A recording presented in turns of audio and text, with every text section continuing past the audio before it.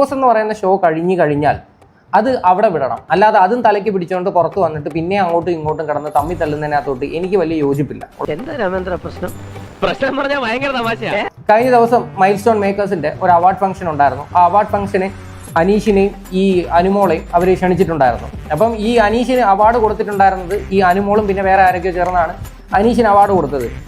പതിവ് പോലെ എന്റെ പെർഫോമൻസ് ഗംഭീരമായിട്ടുണ്ട്. അപ്പൊ അനീഷ് എന്തോ ചെയ്തത്, നേരെ വീട്ടിൽ ചെന്നിട്ട് ഇൻസ്റ്റാഗ്രാമിലും ഫേസ്ബുക്കിലും ഒരു പോസ്റ്റ് അങ്ങിട്ട്.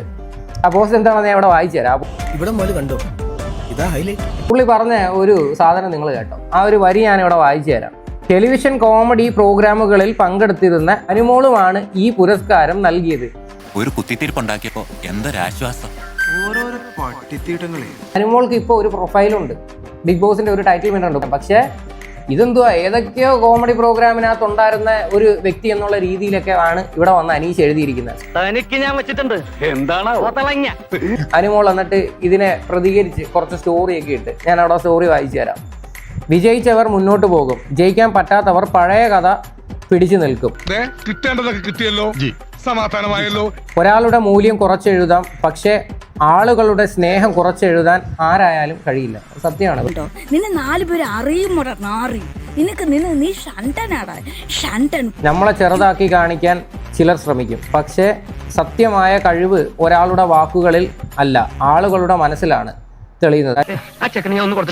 വേണ്ട സാർ, വിവരമുള്ളവർ എന്തെങ്കിലും പറഞ്ഞെന്ന് വെച്ച് വിവരമില്ലാത്ത സാറൻ തന്നെ മറുപടി പറയാൻ പോകുന്നത്. വിജയം ആരുടെയും കൃപയല്ല, അത് ജനങ്ങൾ നൽകുന്ന അംഗീകാരമാണ്. അതിനെ അസൂയപ്പെട്ടിട്ട് ഒരു കാര്യവുമില്ല. അസൂയക്കും കഷണ്ടിക്കും പണ്ടേ മരുന്നില്ലെന്ന് വിവരമുള്ളവർ പറഞ്ഞിട്ടുണ്ട്. ആർക്കോ നന്നായി പൊള്ളുന്നുണ്ടല്ലോ, അയ്യോ വിയർത്ത് മേക്കപ്പ് ഒലിച്ചിറങ്ങിയാൽ. ഇവിടെ അനീഷ് മനസ്സിലാക്കേണ്ടത്, ഇങ്ങനെ കുറവുള്ള വ്യക്തികളെയാണ് താങ്കൾ പോയി പ്രപ്പോസ് ചെയ്തത്. അവമാനിക്കരുത്, ഞാൻ നല്ലൊരു കുടുംബത്തിൽ പറഞ്ഞവനാണ്. നീ നല്ല കുടുംബത്തിൽ പറഞ്ഞു, ഞാൻ പിന്നെ മറ്റേ കുടുംബത്തിൽ പറഞ്ഞാണല്ലോ. ഇപ്പം വന്ന് എഴുതി വെച്ചിരിക്കുന്നതൊക്കെ ഡയലോഗ് കണ്ടില്ലേ, ഇയാൾ അട്ടർ ഫേക്കാണ്. അതിനകത്ത് യാതൊരുവിധ മാറ്റവും ഇല്ല. ഇത് ഈ ഒരു പോസ്റ്റിൽ ഈ ഒരു വിഷയത്തിൽ ഇയാൾ എക്സ്പോസ്ഡ് ആയതാണ്. മാന്യതയുടെ മുഖം മൂടി അണിഞ്ഞ ചില ആളുകളാണ് കുറ്റവാളികളെന്ന് ഞങ്ങൾ മനസ്സിലാക്കി. എല്ലാവർക്കും സന്തോഷമായല്ലോ, എനിക്ക് സന്തോഷമായി. എല്ലാവർക്കും പിരിഞ്ഞു പോവാം.